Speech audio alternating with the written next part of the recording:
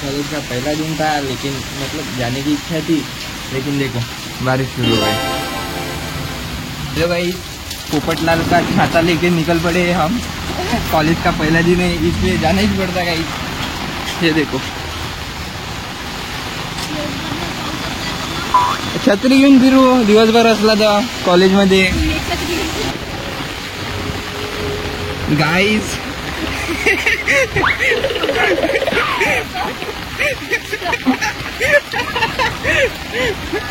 झालं हे धर आता धरे।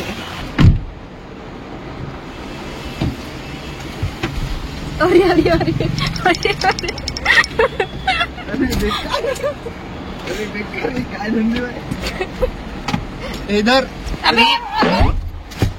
हे बाय ओला झालो मी, ओला झालो कंटेंट मी आता। काही ना काही सोमाचं आता काहीच कसं? नाही दिसत आहे ना। आता कसं बसू गाडी चुपचाप सुरू होते ते स्टोर।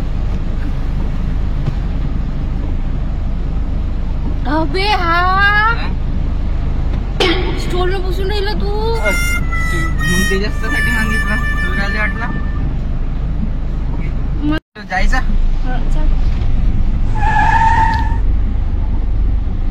दिसून राहिला तुला पाहिजे बाबू। ठोकू नको फक्त। ए ए अबे